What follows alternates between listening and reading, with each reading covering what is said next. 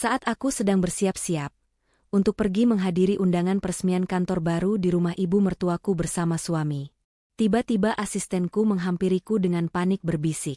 "Jangan pergi ke sana, Bu." Aku bingung dan bertanya, "Kenapa?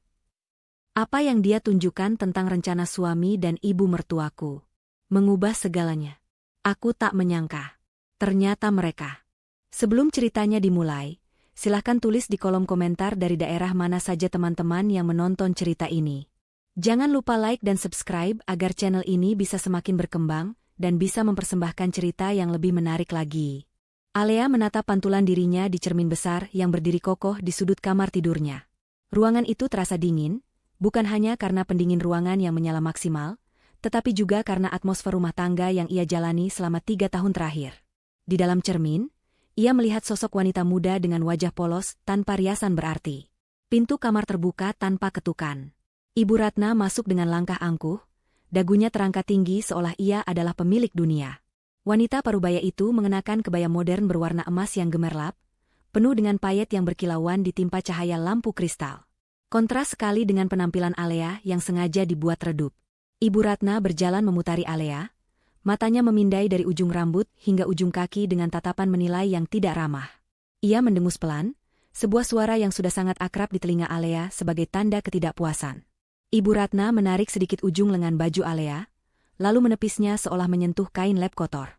Ibu Ratna berkata dengan nada tajam bahwa penampilan Alea sudah cukup. Ia memperingatkan agar Alea tidak perlu berdandan berlebihan, karena malam ini adalah malam besar bagi Rian, putranya.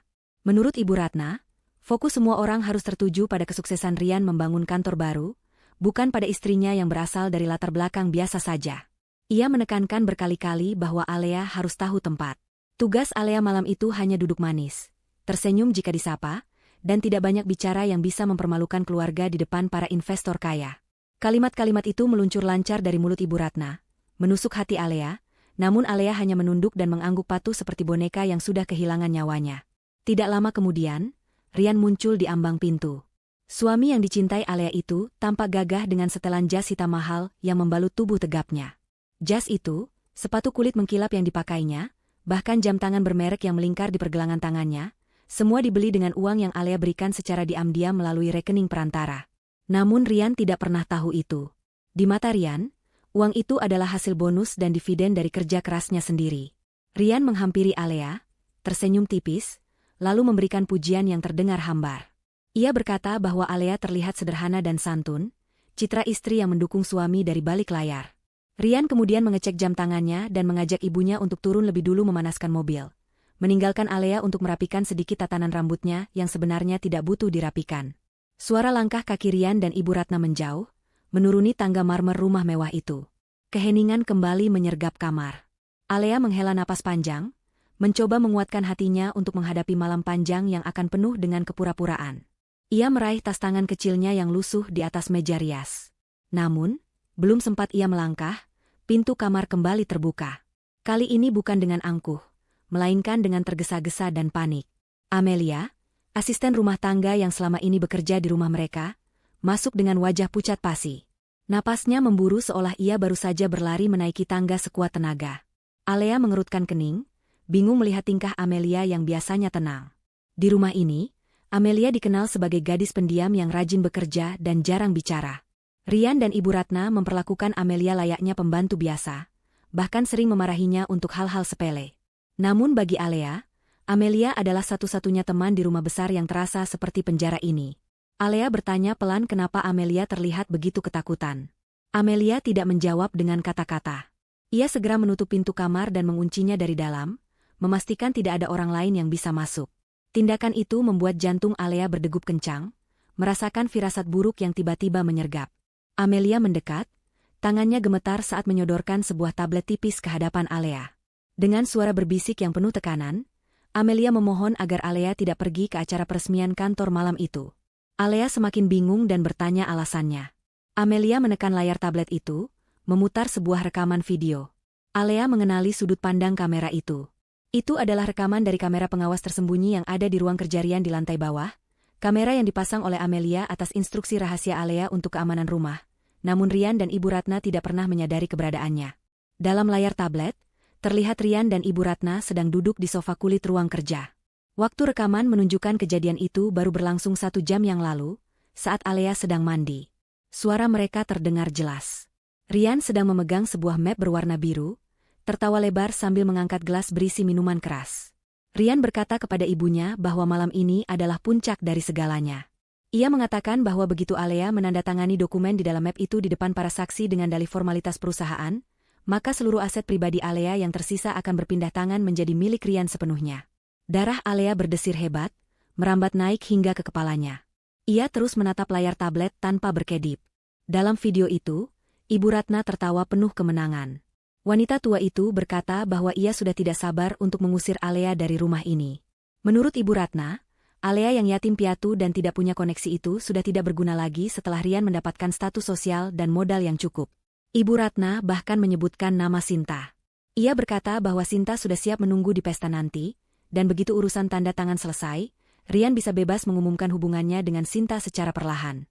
Mereka merencanakan skenario perceraian di mana Alea akan dituduh tidak bisa mengimbangi gaya hidup Rian, dan diceraikan tanpa membawa harta sepeser pun. Alea merasa dunianya runtuh seketika. Kakinya lemas, membuatnya harus berpegangan pada tepi meja rias agar tidak jatuh.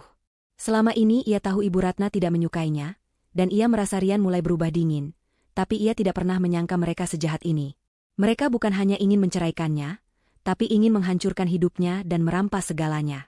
Alea, yang sebenarnya adalah putri tunggal dari seorang konglomerat yang menyembunyikan identitasnya demi mencari cinta tulus, merasa dikhianati dengan cara yang paling menyakitkan. Ketulusan yang ia berikan selama ini dibalas dengan racun yang mematikan. Ia melihat Rian di layar tablet itu dengan tatapan jijik. Pria yang ia cintai, yang ia bantu karirnya dari nol dengan uang warisan ayahnya secara diam-diam, ternyata hanyalah seorang penipu ulung yang serakah.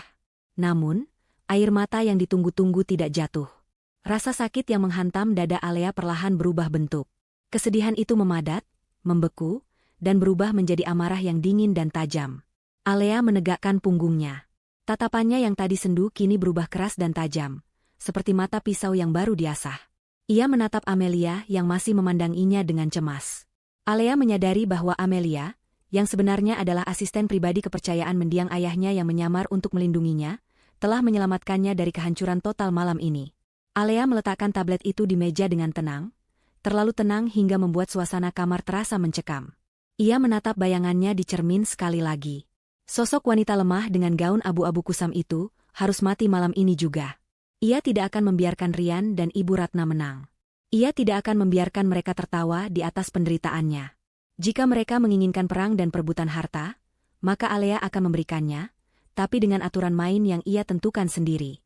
Alea menoleh pada Amelia dan memberikan perintah dengan suara datar namun penuh otoritas. Ia meminta Amelia untuk mengambil koper hitam yang tersimpan di bagian paling atas lemari, koper yang selama 3 tahun ini tidak pernah disentuh. Amelia mengangguk paham. Wajah paniknya berubah menjadi ekspresi profesional yang sigap.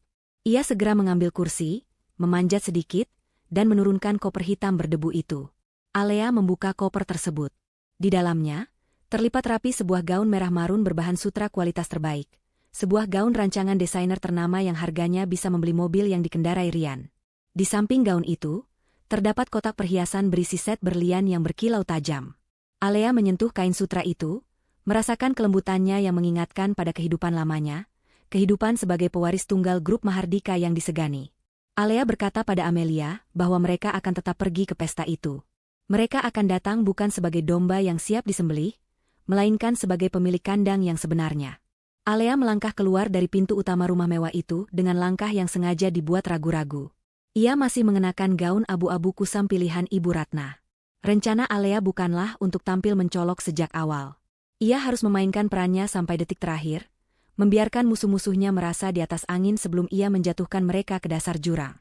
Di balik gaun longgar dan kusam itu, Alea telah mengenakan tearaway dress, sebuah gaun merah mewah yang dirancang khusus agar bisa diungkapkan hanya dengan menarik satu simpul tersembunyi.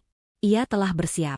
Wajahnya pun ia biarkan tetap polos, menyembunyikan riasan tegas yang sudah ia poles tipis dan bisa dipertegas dengan cepat nanti.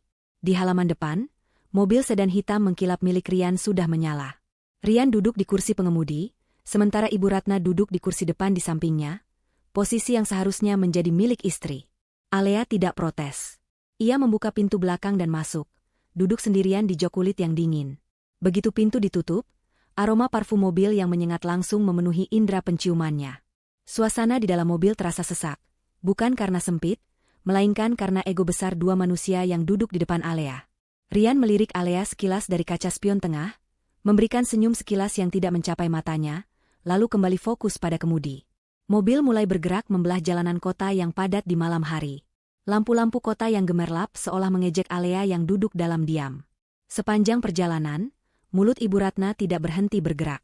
Wanita itu terus-menerus memberikan instruksi dan kritik yang menyakitkan.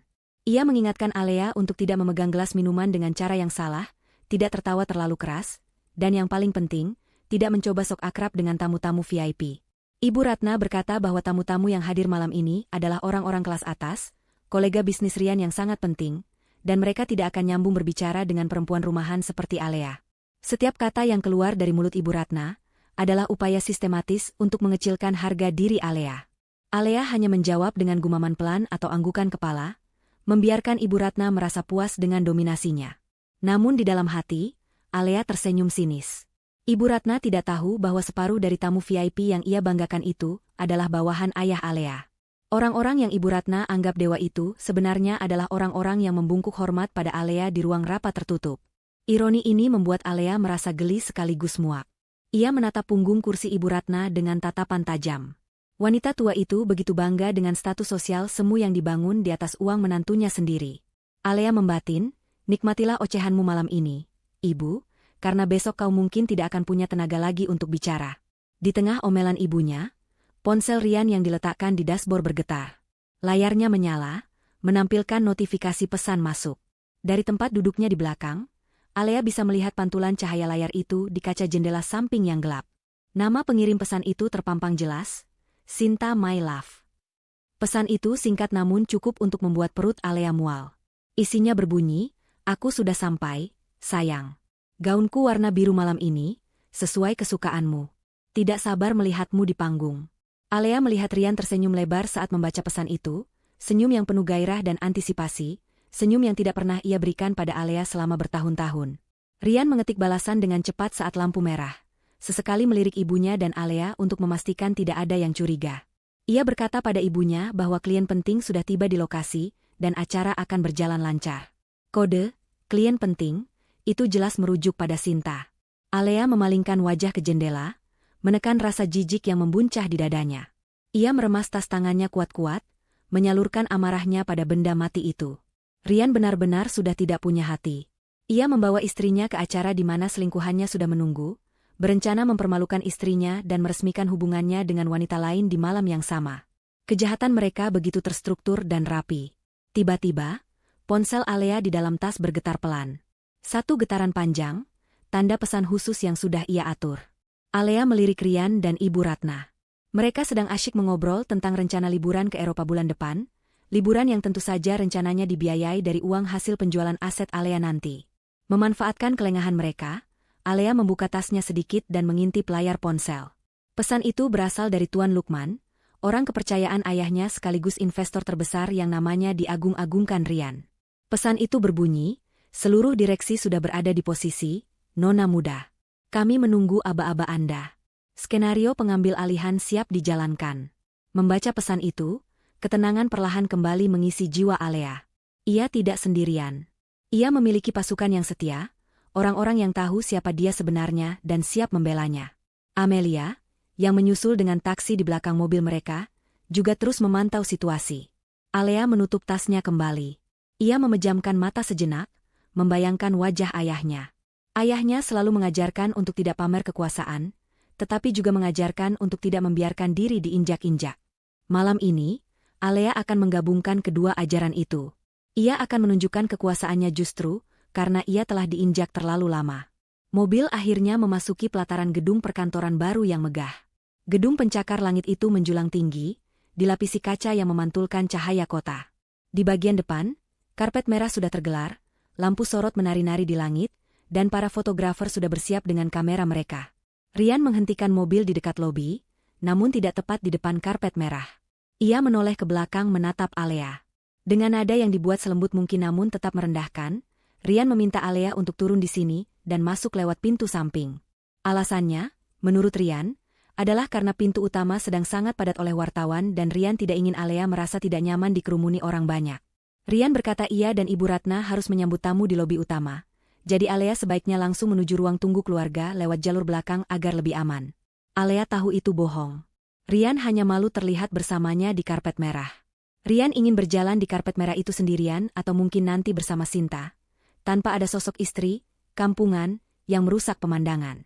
Ibu Ratna menambahkan dengan ketus agar Alea tidak membantah dan menurut saja demi kebaikan bersama. Tanpa banyak bicara, Alea mengangguk dan membuka pintu mobil. Ia turun di area yang agak gelap, jauh dari sorot lampu kamera.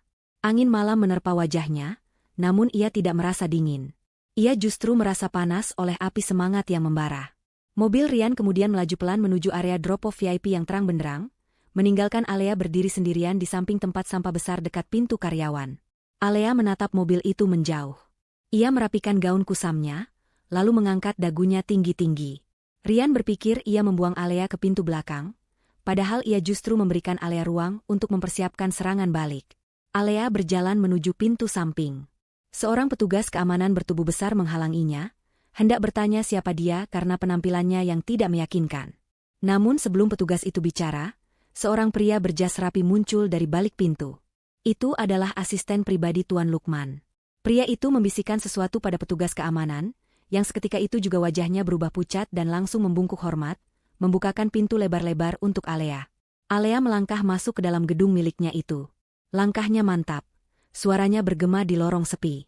Di ujung lorong, Amelia sudah menunggu dengan tas rias dan tablet di tangan. Pertunjukan yang sebenarnya baru saja akan dimulai.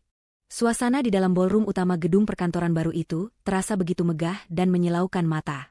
Ribuan kristal dari lampu gantung raksasa memantulkan cahaya keemasan ke seluruh penjuru ruangan, menciptakan atmosfer kemewahan yang sengaja dirancang untuk mengintimidasi siapa saja yang merasa tidak pantas berada di sana. Lantai marmer yang dipoles sempurna, memantulkan bayangan para tamu undangan yang berlalu lalang dengan pakaian terbaik mereka. Aroma parfum mahal bercampur dengan bau bunga segar yang menghiasi setiap sudut ruangan, menciptakan wangi khas uang dan kekuasaan. Alea melangkah masuk melalui pintu samping yang terhubung langsung dengan area dekat dapur catering, sebuah jalur yang memaksanya melewati tumpukan kotak peralatan sebelum akhirnya bisa menginjakan kaki di karpet tebal ruang pesta. Ia berdiri di sudut ruangan yang agak gelap, di balik sebuah pilar besar yang dihiasi kain sutra, mencoba mengamati situasi sebelum benar-benar melebur ke dalam kerumunan. Dari tempat persembunyiannya, Alea bisa melihat panggung utama yang didekorasi dengan sangat berlebihan. Ada bunga-bunga impor yang dirangkai membentuk inisial nama Rian, seolah-olah ini adalah pesta penobatan raja, bukan sekadar peresmian kantor. Di tengah ruangan, Rian terlihat sedang tertawa lebar, memegang gelas kristal berisi cairan berwarna ember. Ia dikelilingi oleh beberapa pengusaha lokal yang sedang menjilatnya, memuji betapa hebatnya visi bisnis Rian. Di samping Rian, berdiri Ibu Ratna yang wajahnya bersinar penuh kebanggaan. Wanita itu mengenakan perhiasan emas yang terlalu banyak untuk ukuran etika berpakaian yang elegan, membuatnya terlihat seperti toko emas berjalan. Namun, yang membuat darah Alea mendidih bukanlah kemewahan norak Ibu Ratna, melainkan sosok wanita muda yang berdiri di sisi lain Rian, seolah melengkapi formasi keluarga bahagia itu. Wanita itu adalah Sinta. Ia mengenakan gaun malam berwarna biru safir yang memeluk lekuk tubuhnya dengan sempurna, dengan belahan rok yang tinggi memamerkan kaki jenjangnya. Rambutnya ditata ikal mayang, riasannya tebal namun rapi, memberikan kesan glamor yang memikat mata para lelaki di ruangan itu. Sinta tertawa manja setiap kali Rian membisikkan sesuatu. Tangannya sesekali menyentuh lengan Rian dengan gerakan yang seolah tidak sengaja namun penuh intimasi. Ibu Ratna tampak sangat merestui pemandangan itu. Ia bahkan beberapa kali menarik lengan Sinta untuk diperkenalkan kepada kolega-kolega senior sebagai rekan bisnis masa depan yang sangat potensial, sebuah kode halus yang dipahami banyak orang sebagai calon pendamping yang sebenarnya. Alea yang masih mengenakan gaun abu-abu kusam merasa seperti hantu di pestanya sendiri, diabaikan dan tidak dianggap ada. Padahal gedung tempat mereka berpijak dibayar lunas dengan uang warisannya. Alea memutuskan untuk keluar dari bayang-bayang pilar. Ia berjalan pelan menyusuri pinggiran ruangan menuju meja prasmanan, berniat mengambil segelas air mineral untuk menenangkan tenggorokannya yang terasa kering karena menahan emosi. Namun, kehadirannya yang kontras dengan kemewahan pesta segera menarik perhatian beberapa tamu. Tatapan mereka merendahkan, berbisik-bisik sambil melirik gaun Alea yang ketinggalan zaman. Alea menulikan telinganya, berusaha tetap fokus pada tujuannya. Saat ia hendak meraih gelas, tiba-tiba suara melengking Ibu Ratna terdengar memanggil namanya. Bukan panggilan sayang, melainkan panggilan yang bernada perintah, seperti majikan memanggil pelayannya yang lamban. Ibu Ratna menghampiri Alea dengan langkah cepat, diikuti oleh Sinta yang tersenyum sinis di belakangnya. Rian tetap di posisinya, pura-pura sibuk berbicara dengan tamu lain, enggan terlibat dalam drama yang akan dibuat ibunya. Ibu Ratna berdiri tepat di depan Alea, menghalangi jalan. Ia menatap Alea dari atas ke bawah dengan tatapan jijik yang tidak ditutup-tutupi. Ibu Ratna bertanya dengan suara cukup keras mengapa Alea berkeliaran di area tamu VIP, dan bukannya duduk manis di belakang dekat pintu keluar, seperti yang diperintahkan. Alea menjawab pelan bahwa ia hanya haus, namun jawaban itu justru memicu kemarahan Ibu Ratna yang dibuat-buat. Ibu Ratna menuduh Alea sengaja ingin mempermalukan Rian dengan penampilan gembelnya di depan Sinta yang begitu anggun. Sinta maju selangkah, berpura-pura ramah. Ia menyodorkan segelas minuman berwarna merah pekat kepada Alea, berkata bahwa Alea pasti lelah dan butuh yang segar-segar. Alea menatap gelas itu dengan curiga, namun sebelum ia sempat menolak atau menerimanya, tangan Ibu Ratna, tidak sengaja, menyenggol siku Sinta dengan keras. Gelas itu terlepas, isinya tumpah ruah membasahi bagian depan gaun abu-abu Alea. Cairan merah itu menyebar cepat di kain yang berwarna terang, menciptakan noda besar yang tampak seperti darah atau kotoran yang menjijikan. Suara gelas pecah yang menghantam lantai marmer, seketika menghentikan percakapan di sekitar mereka. Semua mata kini tertuju pada Alea yang basah kuyup dan tampak menyedihkan. Ibu Ratna langsung berteriak histeris, memutarbalikkan fakta. Ia memarahi Alea, menuduh Alea yang ceroboh dan tidak becus memegang gelas. Ia berkata keras-keras bahwa Alea selalu saja membuat kekacauan di momen penting Rian. Sinta berpura-pura kaget dan meminta maaf dengan nada yang sangat palsu, sambil menutupi mulutnya seolah menahan tawa. Alea berdiri diam, merasakan cairan dingin merembes hingga ke kulitnya. Ia melihat Rian menoleh, namun suaminya itu hanya membuang muka dan kembali tertawa dengan tamunya, membiarkan Alea dipermalukan habis-habisan oleh ibunya sendiri. Rasa sakit hati itu kini lenyap sepenuhnya, digantikan oleh tekad yang sekeras baja. Alea menunduk, meminta maaf dengan suara lirih, lalu berbalik arah menuju toilet wanita, diiringi tatapan kasihan dan cemoohan dari para tamu undangan. Alea masuk ke dalam toilet VIP yang untungnya sedang kosong. Ia mengunci pintu utama toilet dari dalam, memastikan tidak ada orang lain yang bisa masuk. Di sana, Amelia sudah menunggu. Asisten setianya itu keluar dari salah satu bilik dengan wajah tegang namun penuh kesiapan. Amelia tidak banyak bicara, ia tahu waktu mereka sangat sempit. Alea berdiri di depan cermin besar wastafel, menatap bayangannya yang basah dan kotor. Noda merah di gaunnya adalah simbol penghinaan terakhir yang akan ia terima dari keluarga itu. Tanpa ragu, Alea mencari simpul tersembunyi di bahu dan pinggang gaun abu-abunya. Gaun itu adalah lapisan luar yang dirancang khusus. Dengan satu tarikan kuat, kain abu-abu yang basah itu terlepas jatuh ke lantai, menumpuk seperti kulit ular yang baru saja berganti. Di balik kain kusam itu, terungkaplah sosok Alea yang sebenarnya. Ia mengenakan gaun malam strapless berwarna merah marun yang terbuat dari sutra kualitas terbaik. Gaun itu memeluk tubuh rampingnya dengan elegan, menjuntai hingga menyapu lantai dengan belahan paha yang sopan namun menggoda. Warnanya kontras dengan kulit putih Alea, membuatnya terlihat bersinar dan berkuasa. Amelia dengan sigap membantu Alea merapikan rambut. Ikatan rambut Alea yang tadinya asal-asalan dilepas, membiarkan gelombang rambut hitam legamnya jatuh di bahu. Amelia mengeluarkan peralatan rias dari tas kecilnya, memoleskan lipstik berwarna merah gelap yang senada dengan gaunnya, mempertegas garis mata Alea menjadi lebih tajam dan intimidatif. Transformasi itu selesai dalam waktu kurang dari 10 menit. Wanita yang berdiri di cermin sekarang bukanlah menantu tertindas yang tadi masuk dengan baju kotor. Ini adalah Alea, pemilik sah dari segala kemewahan yang ada di gedung ini. Amelia menyerahkan sepasang sepatu hak tinggi bertabur kristal yang ia sembunyikan di dalam tas jinjing besarnya. Alea menendang sepatu teplek lamanya ke sudut ruangan, lalu mengenakan sepatu barunya. Postur tubuhnya langsung berubah, lebih tegak, lebih angkuh. Amelia tersenyum puas melihat majikannya, lalu membukakan kunci pintu toilet. Alea melangkah keluar, langkah kakinya terdengar tegas menghantam lantai marmer. Saat pintu toilet terbuka dan Alea melangkah kembali ke koridor menuju ballroom, ia berpapasan dengan seorang kepala pelayan tua yang sedang mengatur lalu lintas makanan. Pelayan itu, yang sebenarnya adalah mantan kepala rumah tangga di kediaman ayah Alea, langsung mengenali aura majikan kecilnya. Ia berhenti seketika, menundukkan kepala dalam-dalam dengan penuh hormat, seolah menyambut ratu yang baru kembali ke istananya. Alea mengangguk singkat, tanpa senyum, lalu melanjutkan langkahnya menuju pintu masuk utama ballroom. Ia tidak akan masuk lewat pintu samping lagi. Malam ini, ia akan mengambil tempat yang seharusnya menjadi miliknya, tepat di tengah sorotan lampu, untuk memulai babak pertama dari kehancuran Ryan. Ryan berdiri di atas panggung podium dengan penuh percaya diri, memegang mikrofon seolah itu adalah tongkat kekuasaan. Ia baru saja menyelesaikan pidato panjang lebar tentang bagaimana ia membangun perusahaan ini dari nol, sebuah cerita fiksi yang ia karang sendiri untuk memukau para investor. Tepuk tangan riuh bergema di ruangan, sebagian besar berasal dari karyawan yang diwajibkan hadir dan kolega yang hanya ingin menjaga hubungan baik. Ryan tersenyum puas, menyisir rambutnya ke belakang dengan gaya arogan. Di barisan depan, Ibu Ratna bertepuk tangan paling keras, sesekali menyeka air mata palsu, berakting sebagai ibu yang bangga. Sinta duduk di samping Ibu Ratna, tersenyum manis sambil sesekali membenarkan letak gaunnya agar tetap terlihat menarik di mata fotografer. Ryan mengangkat tangannya, meminta ketenangan. Ia berkata bahwa kesuksesan ini tidak akan lengkap tanpa dukungan keluarga. Kalimat itu adalah kode dimulainya rencana busuk mereka.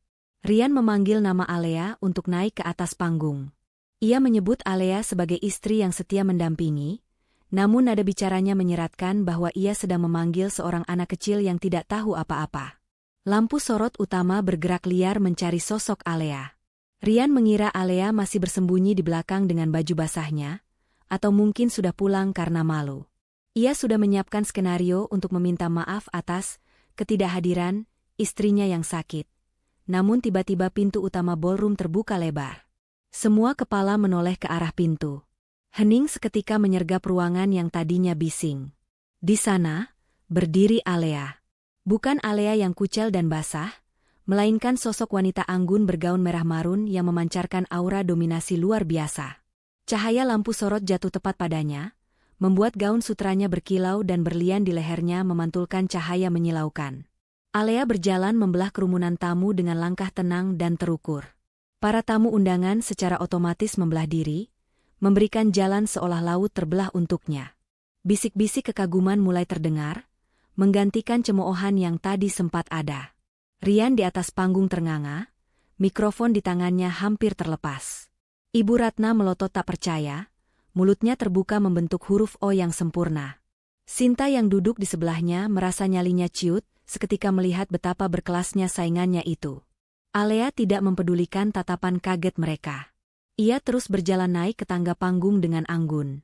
Saat sampai di samping Ryan, ia tersenyum manis, namun matanya sedingin es. Ryan, yang masih dalam kondisi syok, berusaha menguasai diri. Ia berbisik kasar tanpa menjauhkan mik terlalu jauh.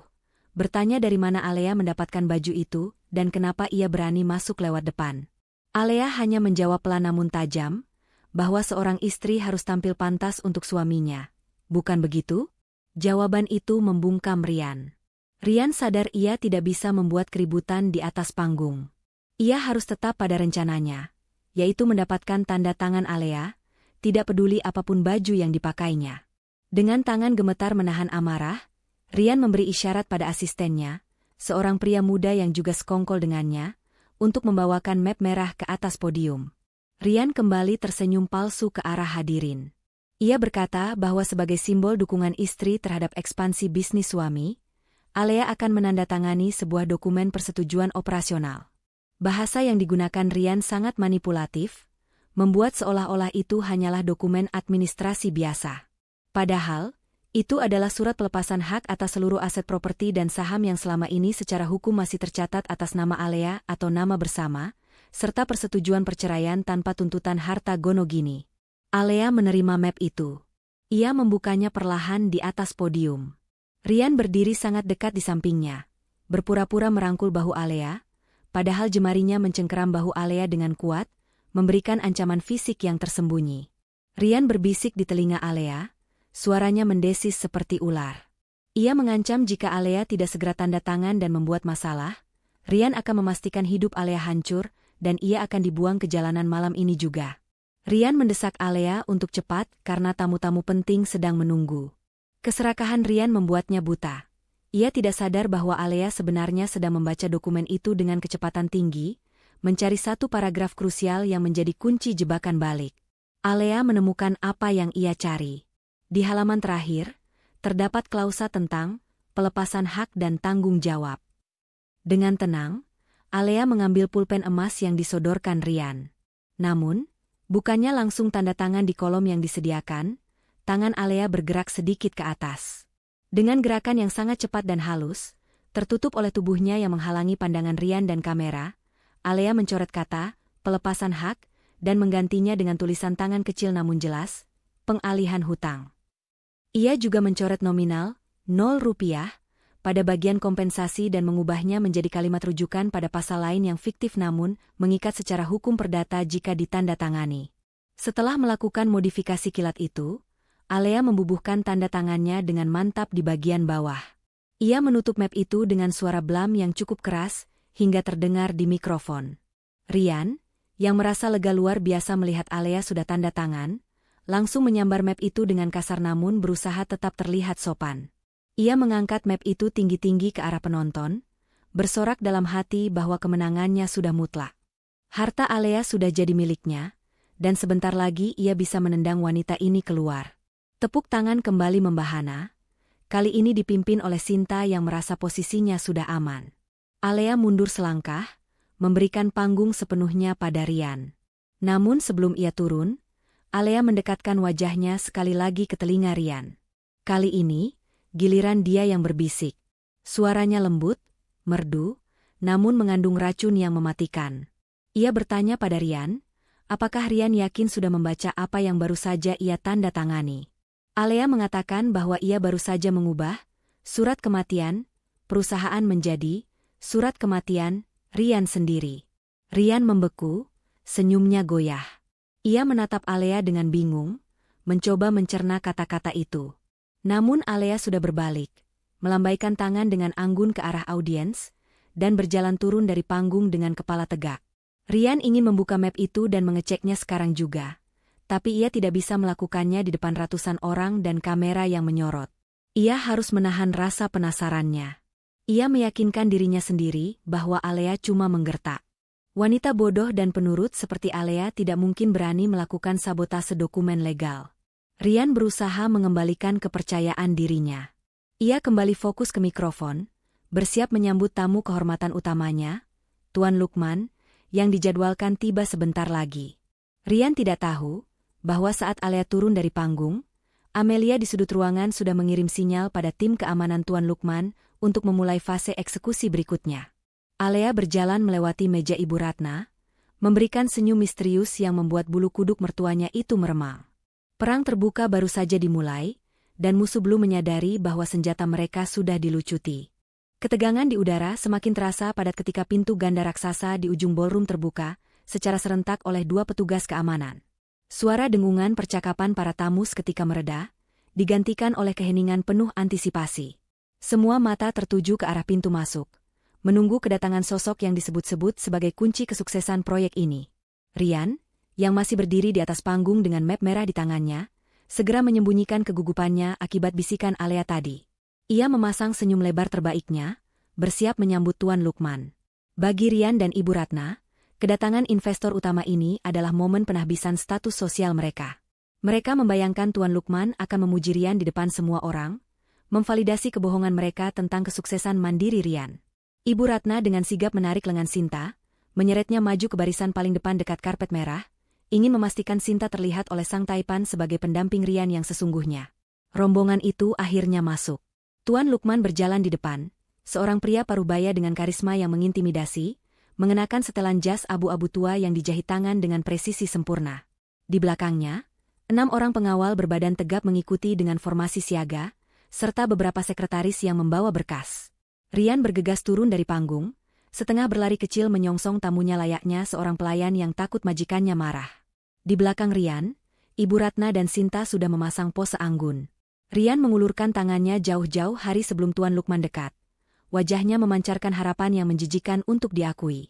Rian menyapa dengan suara lantang agar terdengar oleh wartawan, mengucapkan selamat datang dan terima kasih atas kepercayaan Tuan Lukman mendanai visi besarnya. Namun, adegan yang terjadi selanjutnya membuat seluruh ruangan menahan napas. Tuan Lukman tidak memperlambat langkahnya sedikit pun. Ia menatap tangan Rian yang terulur itu sekilas, lalu membuang pandangannya seolah Rian hanyalah patung dekorasi yang menghalangi jalan. Tuan Lukman menepis udara di depan Rian, berjalan melewatinya begitu saja tanpa sepatah kata pun. Rian terpaku dengan tangan masih menggantung di udara, senyumnya membeku menjadi ekspresi kebingungan yang menyedihkan. Tidak berhenti di situ, Tuan Lukman juga berjalan melewati Ibu Ratna yang sudah siap membungkuk hormat. Sinta, yang mencoba menyapa dengan nada manja, bahkan tidak mendapatkan tolehan sedikitpun. Pria berkuasa itu terus melangkah lurus membelah kerumunan, matanya terkunci pada satu titik di dekat meja prasmanan tempat Alea berdiri dengan tenang. Langkah kaki Tuan Lukman berhenti tepat 2 meter di depan Alea. Suasana hening mencekam. Para tamu undangan saling pandang, bingung mengapa investor sebesar Tuan Lukman justru menghampiri istri Rian yang selama ini tidak pernah dianggap penting. Perlahan, dengan gerakan yang sangat sopan dan penuh takzim, Tuan Lukman membungkukkan badannya 90 derajat di hadapan Alea. Itu bukan bungkukan sapaan biasa antar rekan kerja, melainkan bungkukan seorang bawahan kepada atasan tertingginya. Para pengawal dan staf di belakang Tuan Lukman serentak mengikuti gerakan itu, membungkuk kompak kepada Alea. Pemandangan itu begitu surrealis, hingga membuat Rian merasa dunianya sedang diputar balikan. Tuan Lukman menegakkan tubuhnya kembali, lalu berbicara dengan suara bariton yang jelas dan tegas, cukup keras untuk didengar oleh orang-orang di sekitar mereka tanpa perlu menggunakan mikrofon. Ia memohon maaf atas keterlambatannya dan melapor bahwa rapat direksi pemegang saham mayoritas sudah siap untuk dipimpin oleh Alea. Ia juga menyebutkan bahwa laporan audit keuangan yang Alea minta sudah disiapkan di meja kerjanya. Kata-kata itu menghantam telinga Rian dan Ibu Ratna bagaikan petir di siang bolong. Kata, memimpin, dan laporan audit yang ditujukan pada Alea adalah sesuatu yang tidak masuk akal dalam logika mereka selama ini. Alea mengangguk pelan, ekspresinya datar namun memancarkan aura otoritas yang alami. Ia menjawab singkat bahwa keterlambatan itu bisa ditoleransi kali ini, namun ia ingin pemberesan masalah internal dilakukan malam ini juga. Ibu Ratna, yang otaknya tidak mampu memproses kenyataan di depan mata, tiba-tiba menjerit histeris memecah keheningan. Ia berlari kecil mendekati mereka, wajahnya merah padam karena marah bercampur malu. Ibu Ratna berteriak pada Tuan Lukman, mengatakan bahwa Tuan Lukman pasti salah orang atau sudah gila. Ia menunjuk-nunjuk wajah Alea dengan kasar, bersikeras bahwa perempuan di depannya itu hanyalah Alea, gadis yatim piatu miskin yang menumpang hidup pada anaknya. Ibu Ratna bahkan berani mengatakan bahwa Alea mungkin telah menggunakan guna-guna atau tipu daya untuk membodohi Tuan Lukman. Rian juga ikut maju, mencoba menengahi dengan wajah pucat, berusaha meyakinkan Tuan Lukman bahwa istrinya itu hanya ibu rumah tangga biasa yang tidak mengerti bisnis. Tuan Lukman menatap Ibu Ratna dengan tatapan dingin yang mematikan, membuat wanita tua itu seketika menciut. Dengan nada rendah namun penuh penekanan, Tuan Lukman menjelaskan fakta yang selama ini tersembunyi. Ia berkata bahwa Alea adalah putri tunggal dari pendiri grup perusahaan raksasa tempat Tuan Lukman bekerja selama 30 tahun. Alea adalah pemilik sah dari tanah tempat gedung ini berdiri, dan 100% modal pembangunan kantor yang dibanggakan Rian berasal dari kantong pribadi Alea, bukan dari dana investor luar. Tuan Lukman menegaskan bahwa selama ini ia hanya menjalankan perintah Alea untuk mengawasi Rian, dan malam ini adalah batas akhir dari ujian yang diberikan Alea. Pernyataan itu mengguncang seluruh ruangan. Wartawan yang tadinya bosan kini berlarian mendekat, lampu kilat kamera menyambar-nyambar tanpa henti, mengabadikan wajah Rian yang hancur lebur dan wajah Alea yang tenang bagai ratu yang baru saja membuka topengnya. Kepanikan Rian belum sempat mereda ketika tiba-tiba lampu utama di dalam ballroom meredup, menyisakan kegelapan remang-remang. Perhatian semua orang beralih ke layar proyektor raksasa di belakang panggung utama. Seharusnya, layar itu menampilkan video profil perjalanan karir Rian yang inspiratif, sebuah video yang sudah disunting sedemikian rupa untuk memuja egonya. Namun, layar itu kini berkedip-kedip aneh, menampilkan baris-baris kode berwarna hijau sebelum akhirnya berubah menjadi tampilan antarmuka perbankan digital. Amelia, yang berdiri di sudut ruang kontrol dengan tablet di tangan, baru saja meretas sistem presentasi gedung. Ia menekan tombol eksekusi terakhir, dan data rahasia yang selama ini terkubur pun terpampang nyata di hadapan ratusan tamu undangan. Layar raksasa itu kini menampilkan grafik aliran dana yang sangat rinci. Judul besar di atasnya tertulis, Audit Aliran Dana Operasional Penggelapan. Di sana terlihat jelas skema keuangan yang mengejutkan. Di sisi kiri, ada rekening atas nama Alea dengan saldo yang nominalnya membuat siapapun yang melihatnya menelan ludah. Dari rekening Alea, panah-panah merah mengalir ke sebuah perusahaan cangkang. Lalu dari sana mengalir ke rekening pribadi Rian yang dilabeli sebagai gaji CEO, bonus tahunan, dan dividen fiktif. Data itu telanjang, memperlihatkan tanggal, jam, dan jumlah uang yang ditransfer. Terlihat jelas bahwa setiap rupiah yang Rian gunakan untuk membeli mobil sport, jam tangan mewah, hingga biaya sewa apartemen untuk Sinta, semuanya bersumber dari uang Alea yang disamarkan. Suara bisik-bisik para tamu berubah menjadi dengungan keras. Mereka menunjuk-nunjuk layar, lalu menatap Rian dengan pandangan yang berubah total. Dari tatapan kagum menjadi tatapan jijik dan meremehkan. Ternyata sosok pengusaha muda sukses yang selama ini mereka sanjung hanyalah seorang parasit yang hidup dari uang istrinya tanpa sadar. Rian di atas panggung tampak seperti orang gila. Ia berlarian ke arah operator, berteriak-teriak menyuruh mematikan proyektor. Ia mencoba menutupi layar raksasa itu dengan tubuhnya sendiri, sebuah usaha yang sia-sia dan justru membuatnya terlihat semakin konyol, karena angka-angka nominal korupsinya justru terpantul di kemeja putih dan wajahnya. Alea melangkah naik kembali ke atas panggung. Kali ini, tidak ada Rian yang menyambutnya, tidak ada tepuk tangan palsu. Hanya ada ketegangan murni. Alea mengambil mikrofon yang tergeletak di podium. Suaranya bergema jernih dan tenang, kontras dengan kekacauan yang sedang terjadi. Ia berbicara kepada hadirin, menjelaskan grafik di belakangnya. Alea berkata bahwa selama 3 tahun pernikahan, ia sengaja memberikan Rian akses tidak langsung ke sebagian kecil hartanya melalui skenario investasi fiktif. Ia ingin melihat apakah Rian akan menggunakan kesempatan itu untuk bekerja keras dan jujur. Namun, data di layar membuktikan sebaliknya. Rian justru menggunakan uang itu untuk gaya hidup hedonis, membiayai keluarganya yang serakah, dan memelihara wanita lain. Alea menoleh ke arah Rian yang kini berdiri mematung dengan napas tersengal-sengal. Alea berkata dengan nada dingin bahwa permainan rumah-rumahan ini sudah selesai. Ia menyebutkan bahwa jas yang Rian pakai, berlian yang melingkar di leher Sinta, dan bahkan makanan yang sedang dinikmati para tamu saat ini, semuanya dibayar menggunakan kartu kredit tambahan yang terhubung ke rekening utamanya. Rian mencoba membela diri, berteriak bahwa itu adalah uang hasil kerja kerasnya mengelola perusahaan. Tapi Alea memotongnya cepat. Ia menunjuk satu baris transaksi di layar, transfer sebesar 2 miliar rupiah minggu lalu dengan keterangan, pembelian kalung berlian, toko Permata Jaya. Alea bertanya retoris, sejak kapan perusahaan konstruksi membeli kalung berlian sebagai aset operasional? Ibu Ratna yang berada di bawah panggung merasa kakinya lemas. Ia melihat sekeliling, mencari dukungan, tapi semua orang menjauhinya seolah ia membawa penyakit menular.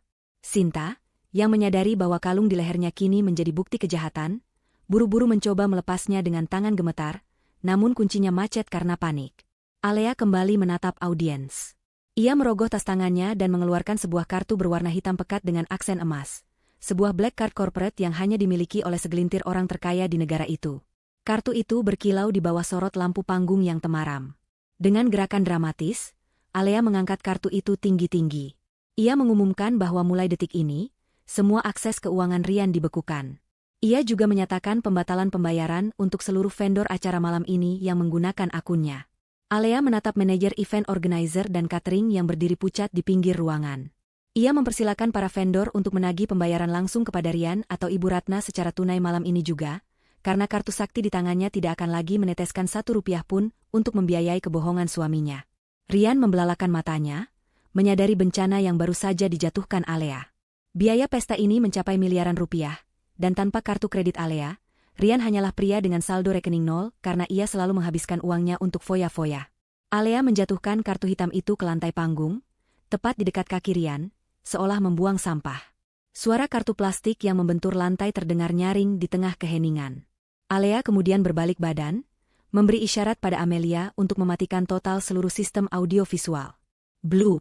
Layar mati, musik berhenti, lampu padam total selama beberapa detik sebelum lampu darurat menyala remang-remang. Pesta mewah itu seketika berubah menjadi suasana seperti penggerebekan. Alea turun dari panggung dalam kegelapan, meninggalkan Rian yang mulai dikerubungi oleh para manajer vendor yang panik menagih bayaran. Kekacauan meledak seketika di dalam ballroom yang kini hanya diterangi oleh lampu darurat yang remang-remang. Suasana pesta yang tadinya anggun dan penuh tata krama berubah menjadi pasar malam yang bising dan panik. Para manajer vendor, mulai dari catering, dekorasi, hingga penyewaan sistem suara, yang mendengar pengumuman Alea tentang pembatalan pembayaran, langsung menyerbu ke arah panggung. Mereka tidak lagi peduli pada sopan santun atau status sosial Rian sebagai CEO. Bagi mereka, ini adalah masalah bisnis murni yang menyangkut uang miliaran rupiah. Mereka mengepung Rian dan Ibu Ratna yang masih berdiri gemetaran di pinggir panggung, menuntut kepastian pembayaran saat itu juga. Suara teriakan tagihan bersahut-sahutan, menciptakan kakofoni yang memekakan telinga dan membuat kepala Rian terasa mau pecah. Rian berusaha menenangkan massa dengan mengangkat kedua tangannya, namun wibawanya sudah lenyap tak berbekas. Keringat dingin mengucur deras di pelipisnya, membasahi kerah kemeja mahalnya yang kini terasa mencekik. Seorang manajer catering bertubuh gempal maju paling depan, menyodorkan mesin EDC, elektronik data capture, nirkabel tepat ke wajah Rian. Pria itu berkata dengan nada mengancam, bahwa ia tidak akan membiarkan Rian keluar dari gedung ini, sebelum tagihan catering lunas. Rian, dengan sisa-sisa kesombongan yang ia miliki, merogoh saku jasnya dan mengeluarkan dompet kulit. Dengan tangan gemetar, ia menarik keluar kartu kredit Black Card yang selama ini menjadi simbol kebanggaannya, kartu yang ia pamerkan kemana-mana sebagai bukti kesuksesannya. Dengan gerakan kasar, Rian menyerahkan kartu itu kepada manajer catering. Ia membentak pria itu, menyuruhnya untuk menggesek berapapun jumlahnya dan berhenti bersikap kurang ajar. Manajer itu mendengus kesal, lalu memasukkan kartu ke dalam mesin. Semua mata tertuju pada layar kecil di mesin tersebut, menunggu vonis. Rian menahan napas, yakin bahwa kartu itu masih bisa menyelamatkannya seperti biasa. Namun, alih-alih suara struk yang keluar, mesin itu mengeluarkan bunyi bip panjang yang menyakitkan telinga. Layar kecil itu berkedip merah menampilkan tulisan besar, Declined, Card Blocked. Manajer catering itu mencoba sekali lagi, mengira ada kesalahan sinyal, namun hasilnya tetap sama. Transaksi ditolak. Manajer itu menatap Rian dengan tatapan meremehkan yang tajam. Ia melempar kartu itu kembali ke dada Rian dan berkata keras-keras bahwa kartu itu sudah tidak berguna, sama seperti sampah plastik biasa. Ia menjelaskan bahwa bank penerbit kartu telah memblokir aksesnya karena pemegang rekening utama, yaitu Alea, telah melaporkan kartu tambahan tersebut sebagai kartu yang disalahgunakan. Fakta ini menghantam Rian lebih keras daripada pukulan fisik. Selama ini ia lupa bahwa kartu sakti itu hanyalah fasilitas tambahan yang diberikan Alea. Tanpa Alea, Rian hanyalah seorang pria dewasa tanpa akses ke uang sepeser pun. Ia mencoba mencari kartu lain di dompetnya, tapi semua kartu kredit yang ia miliki ternyata terhubung ke rekening yang sama. Ia benar-benar lumpuh secara finansial di tengah kerumunan orang yang menagih hutang. Di tengah kepanikan itu, Sinta yang berdiri tak jauh dari sana mengamati segalanya dengan wajah pucat pasi. Otaknya yang kalkulatif bekerja cepat. Ia melihat Rian yang dikepung penagih hutang, melihat grafik korupsi di layar yang belum sepenuhnya padam, dan melihat bagaimana Tuan Lukman menghormati Alea. Realitas menamparnya dengan keras. Pria yang selama ini ia banggakan sebagai tambang emas, CEO muda kaya raya yang akan menjamin masa depannya, ternyata hanyalah penipu miskin yang hidup dari ketiak istrinya. Sinta merasa jijik, bukan pada tindakan korupsi Rian, melainkan pada fakta bahwa Rian tidak punya uang. Impiannya tentang hidup mewah sebagai nyonya besar hancur berkeping-keping dalam hitungan menit. Sinta melangkah maju, menerobos kerumunan vendor. Rian melihatnya dan wajahnya sedikit cerah, berharap Sinta akan memberikannya dukungan moral atau mungkin meminjamkan uang. Rian memanggil nama Sinta dengan nada memelas, mengulurkan tangan seolah meminta pertolongan. Namun, Sinta menepis tangan Rian dengan kasar. Matanya berkilat penuh kebencian. Sinta berteriak di depan wajah Rian, memaki Rian sebagai pembohong besar. Ia berkata bahwa ia tidak sudi berhubungan dengan laki-laki kere yang bahkan tidak mampu membayar makanannya sendiri. Sinta melepas paksa cincin berlian di jarinya, yang ternyata juga dibeli dengan uang curian, dan melemparnya ke wajah Rian. Cincin itu memantul di pipi Rian, meninggalkan goresan merah kecil sebelum jatuh menggelinding di lantai. Tanpa menoleh lagi, Sinta memutar tubuhnya, mengangkat gaun birunya tinggi-tinggi agar tidak tersandung, dan berlari keluar dari ballroom meninggalkan Rian yang terpaku hancur. Melihat anak kesayangannya dipermalukan dan ditinggalkan, serta menyadari bahwa mereka kini menghadapi hutang miliaran tanpa jalan keluar, Ibu Ratna memutuskan untuk memainkan kartu terakhirnya. Ia memegangi dadanya dengan dramatis, mengerang keras, lalu memutar matanya ke atas seolah-olah akan kehilangan kesadaran. Tubuhnya limbung dan ambruk ke lantai panggung dengan suara gedebuk yang cukup keras. Ibu Ratna mulai kejang-kejang palsu sambil merintih memanggil nama almarhum suaminya, berharap pemandangan menyedihkan ini akan membuat orang-orang berhenti menagih dan memberikan simpati. Beberapa tamu yang berhati lembut sempat terpekik kaget, hendak maju memberikan pertolongan. Namun, suara Alea terdengar membelah keributan, dingin dan datar tanpa sedikit pun nada panik. Alea masih berdiri di dekat podium, memegang mikrofon yang sistem audionya baru saja dinyalakan kembali oleh Amelia khusus untuk momen ini. Alea meminta semua orang untuk tenang dan tidak perlu memanggil ambulans VIP atau dokter spesialis jantung. Ia berkata bahwa akting Ibu Ratna memang selalu meyakinkan, tapi sayangnya asuransi kesehatan premium yang biasa menanggung biaya rumah sakit mewah mereka sudah dicabut 5 menit yang lalu. Alea menyarankan agar Ibu Ratna bangun sendiri dan berhenti bersandiwara, atau ia akan menyuruh satpam menyeretnya keluar karena mengotori lantai. Mendengar kata, asuransi dicabut, dan ancaman diseret satpam. Kejang-kejang, Ibu Ratna mendadak berhenti.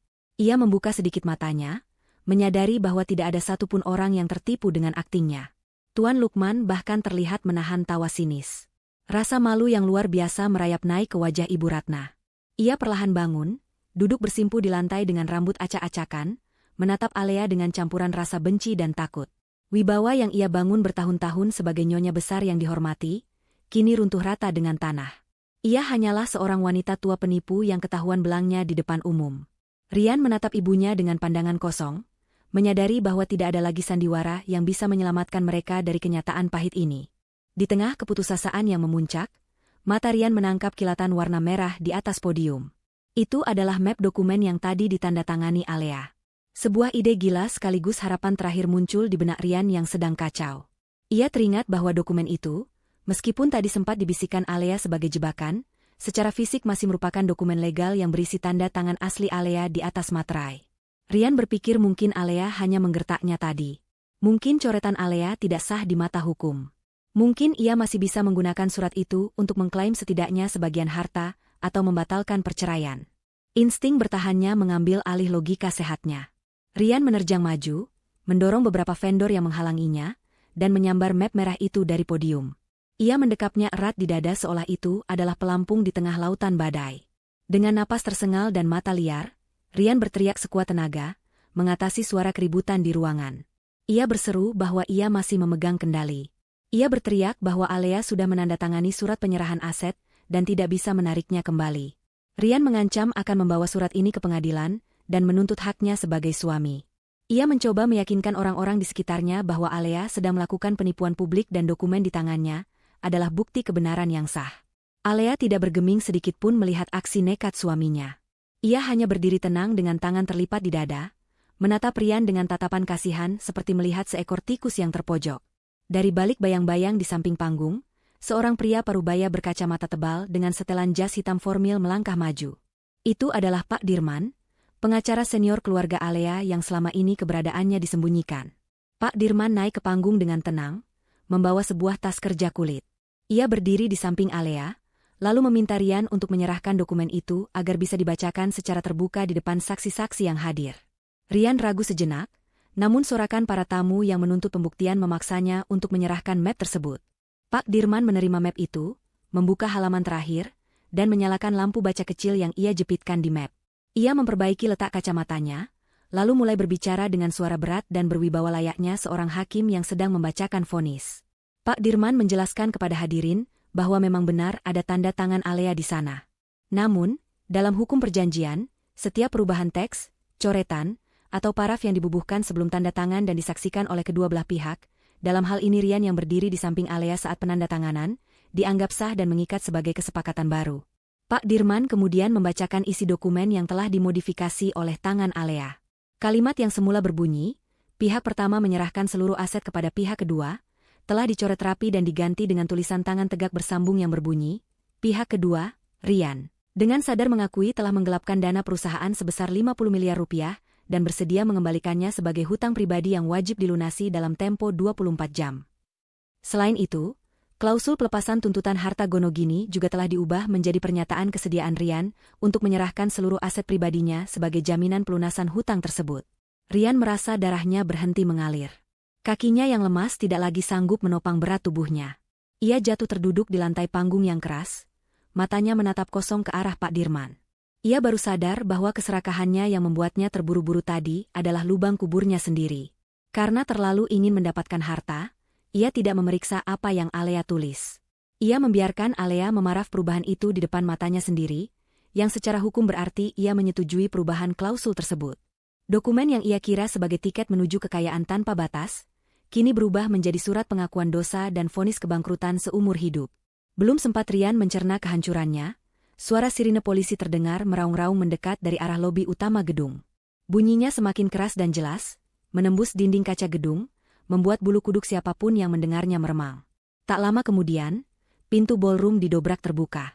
Sekelompok petugas kepolisian berseragam lengkap dengan rompi taktis masuk dengan langkah tegap. Mereka dipimpin oleh seorang perwira yang memegang surat perintah penangkapan. Amelia, yang sejak tadi berdiri di belakang, melangkah maju menemui polisi tersebut dan menyerahkan tablet yang berisi semua bukti digital. Rekaman CCTV rencana jahat Rian, data aliran dana yang sudah diaudit, dan salinan digital dokumen yang baru saja dibacakan Pak Dirman. Polisi-polisi itu langsung naik ke panggung, menghampiri Rian yang masih terduduk lesu seperti onggokan daging tak bernyawa. Tanpa banyak bicara, perwira polisi membacakan hak-hak Rian sebagai tersangka kasus penggelapan dana, penipuan korporasi, dan pemalsuan dokumen. Suara klik dari borgol besi yang mengunci kedua pergelangan tangan Rian terdengar sangat nyaring di keheningan ruangan. Rian tidak melawan. Jiwanya sudah hancur sebelum tubuhnya ditangkap. Ia hanya menunduk, membiarkan dirinya ditarik berdiri dan diseret menuruni panggung. Saat Rian digelandang melewati area, ia sempat mengangkat kepalanya, menatap istrinya dengan mata merah yang basah oleh air mata penyesalan. Bibirnya bergerak tanpa suara, mungkin ingin mengucapkan kata maaf atau memohon belas kasihan. Namun Alea tidak membalas tatapan itu. Ia membuang muka, menatap lurus ke arah pintu keluar, seolah Rian hanyalah orang asing yang tidak pernah ia kenal. Rian terus diseret menjauh, melewati Ibu Ratna yang kini menangis meraung-raung di lantai, melewati para tamu yang menatapnya dengan jijik, menuju mobil patroli yang akan membawanya ke balik jeruji besi untuk waktu yang sangat lama. Malam peresmian yang seharusnya menjadi puncak kejayaannya, kini berakhir menjadi malam eksekusi bagi masa depannya. Keriuhan sirene mobil polisi yang membawa Rian perlahan menghilang di telan jarak, meninggalkan keheningan yang canggung dan mencekam di dalam ballroom. Pesta yang seharusnya menjadi ajang pamer kekayaan itu, kini tampak seperti medan perang yang porak-poranda. Gelas-gelas pecah berserakan di lantai marmer, makanan mewah di meja prasmanan mulai dingin dan tidak tersentuh, serta dekorasi bunga-bunga mahal yang kini tampak layu seolah ikut merasakan kehancuran tuannya. Di tengah kekacauan itu, Ibu Ratna berdiri sendirian. Para tamu undangan yang tadinya mengerumuninya untuk memuji, kini mundur teratur membentuk lingkaran besar, menjauhinya seolah wanita tua itu membawa wabah penyakit mematikan. Tidak ada lagi sanjungan, tidak ada lagi senyum ramah. Yang tersisa hanya tatapan jijik, bisikan mencemooh, dan kilatan lampu kamera ponsel yang merekam detik-detik kehancurannya. Ibu Ratna menatap pintu keluar dengan pandangan kosong. Anak kebanggaannya, Rian, baru saja diseret seperti kriminal di depan matanya sendiri, dan ia tidak bisa berbuat apa-apa. Kesadaran akan nasibnya sendiri perlahan merayap masuk ke dalam benaknya. Tanpa Rian, dan tanpa uang Alea yang selama ini menopang gaya hidup mewahnya, ia hanyalah seorang janda tua tanpa penghasilan. Kartu kredit di tasnya sudah diblokir. Mobil yang ia tumpangi tadi adalah aset perusahaan yang kuncinya sudah disita sopir, dan perhiasan yang ia pakai pun sebagian besar belum lunas cicilannya. Rasa takut yang amat sangat mulai menjalar dari ujung kaki hingga ke ubun-ubun. Ia sadar bahwa satu-satunya orang yang bisa menyelamatkannya dari jurang kemiskinan saat ini hanyalah wanita yang baru saja ia hina habis-habisan. Dengan sisa-sisa tenaga yang dimilikinya, Ibu Ratna memutar tubuhnya menghadap Alea. Menantunya itu masih berdiri di dekat panggung, tampak begitu tenang dan berkuasa dengan gaun merah marunnya, sedang berbicara serius dengan Amelia dan Tuan Lukman. Ibu Ratna menelan harga dirinya yang sudah hancur lebur. Ia melangkah tertatih-tatih mendekati Alea, air mata buaya mulai mengalir deras membasahi pipinya yang tebal oleh bedak. Sesampainya di dekat Alea, Ibu Ratna tidak segan-segan menjatuhkan dirinya ke lantai. Ia bersimpuh, merangkak memeluk kaki Alea di depan ratusan pasang mata yang menonton. Ia meraung keras, memanggil nama Alea dengan sebutan, "Anakku sayang," yang terdengar sangat asing dan palsu di telinga siapapun yang mendengarnya. Ibu Ratna mulai meracau, memohon belas kasihan. Ia berdalih bahwa semua kejahatan Rian dilakukan tanpa sepengetahuannya. Ia bersumpah demi Tuhan bahwa ia adalah korban juga. Ibu Ratna memohon agar Alea menggunakan kekuasaannya untuk membebaskan Rian dari penjara, atau setidaknya jangan membiarkan dirinya terlantar di masa tua. Ia mengingatkan Alea tentang ikatan keluarga, tentang bagaimana ia pernah menerima Alea masuk ke rumahnya, melupakan fakta bahwa selama ini ia memperlakukan Alea lebih buruk daripada pembantu. Suara tangisannya yang melengking bergema memantul di dinding ruangan, menciptakan pemandangan yang menyedihkan sekaligus menjijikan. Ia mencoba meraih tangan Alea untuk dicium, berharap sentuhan itu bisa meluluhkan hati wanita yang pernah ia anggap lemah itu. Alea menunduk menatap mertuanya yang sedang bersujud di kakinya.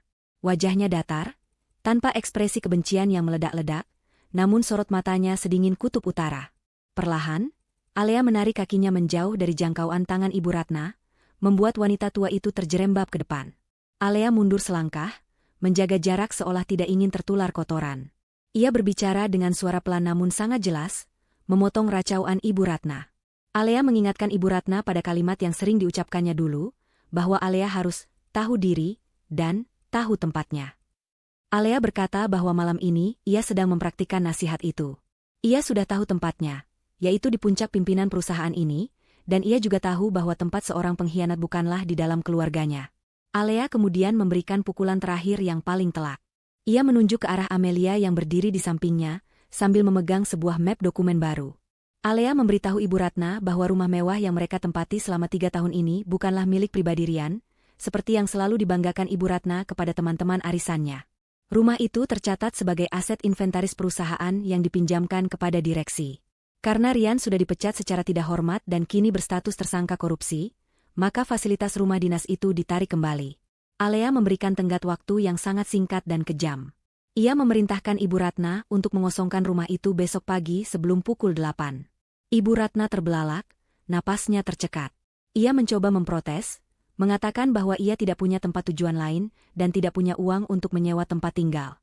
Namun Alea tidak peduli.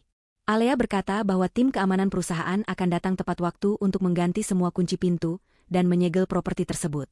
Barang-barang pribadi Ibu Ratna akan dikeluarkan dan diletakkan di trotoar jika ia tidak pergi tepat waktu. Alea menekankan bahwa ia akan menjadikan rumah itu sebagai gudang arsip lama, karena menurutnya, energi di rumah itu sudah terlalu kotor untuk ditinggali manusia. Itu adalah pembalasan yang elegan namun mematikan. Alea tidak menyentuh Ibu Ratna secara fisik, tapi ia mencabut atap di atas kepalanya, membiarkannya merasakan dinginnya dunia nyata tanpa perlindungan uang.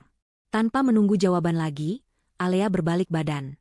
Ia memberi isyarat kepada Tuan Lukman dan para pengawalnya untuk pergi meninggalkan ruangan. Langkah kaki Alea terdengar tegas menjauh, diikuti oleh rombongan stafnya yang setia. Ia meninggalkan Ibu Ratna yang masih terduduk lemas di lantai ballroom yang dingin, meraung-raung meratapi nasibnya sendirian. Lampu-lampu darurat mulai dimatikan satu persatu oleh petugas gedung yang ingin segera membersihkan lokasi, membuat Ibu Ratna perlahan tenggelam dalam kegelapan, persis seperti masa depannya yang suram. Karma telah datang menjemput, dan ia datang dengan cara yang paling menyakitkan, kehilangan segalanya di saat merasa memiliki segalanya. 1 bulan telah berlalu sejak malam peresmian yang penuh drama itu. Gedung perkantoran yang dulu menjadi saksi bisu kehancuran Rian kini telah berubah wajah sepenuhnya. Logo perusahaan lama yang dipasang Rian sudah dicopot, digantikan dengan logo Mahardika Holdings yang elegan dan berwibawa. Suasana di dalam kantor terasa jauh lebih profesional dan produktif. Tidak ada lagi penjilat yang berkeliaran mencari muka, karena Alea telah melakukan pembersihan besar-besaran. Ia memecat semua kroni Rian dan menggantinya dengan tenaga profesional yang kompeten. Di lantai teratas, di ruang CEO yang luas dengan dinding kaca menghadap panorama kota, Alea duduk di kursi kebesarannya. Ia mengenakan blazer putih bersih yang membalut tubuhnya dengan sempurna, sibuk memeriksa tumpukan berkas laporan kemajuan proyek. Wajah Alea terlihat lebih segar dan bercahaya. Beban berat yang selama 3 tahun menghimpit dadanya telah hilang sepenuhnya. Ia bukan lagi istri yang tertindas atau menantu yang dihina. Ia adalah pemimpin wanita yang disegani, yang keputusannya ditunggu oleh ribuan karyawan.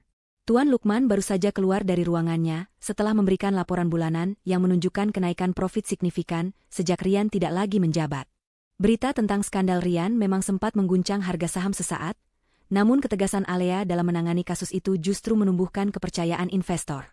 Publik memujinya sebagai Iron Lady yang berani membersihkan korupsi di tubuh perusahaannya sendiri tanpa pandang bulu. Di sela-sela kesibukannya, Amelia masuk ke dalam ruangan membawa nampan berisi teh hangat dan beberapa surat pribadi.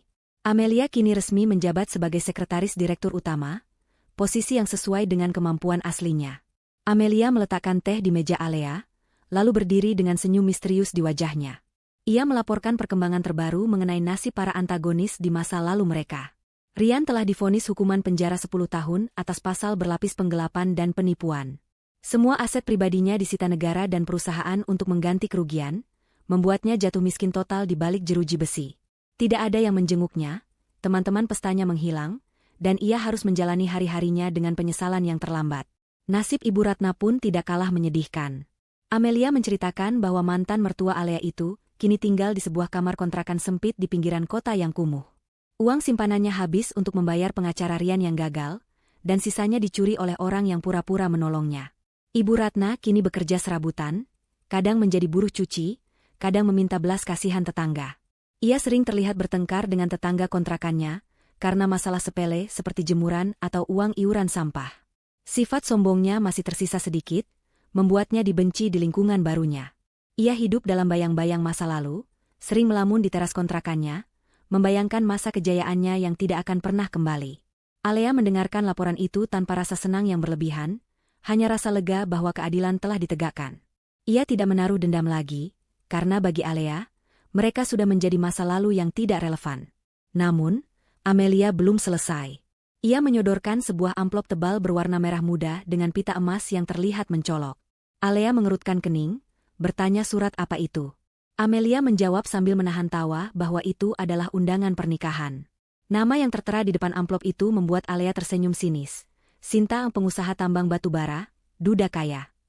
Ternyata, Sinta tidak membuang waktu lama untuk mencari mangsa baru.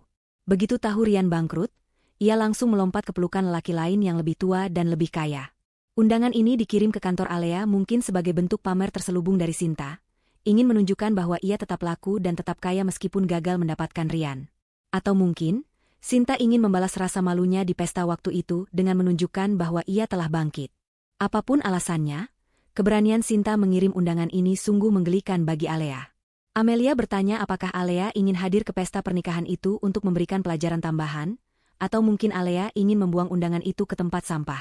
Alea mengambil undangan itu, memutarnya sebentar di tangan, lalu meletakkannya kembali ke meja dengan gerakan santai.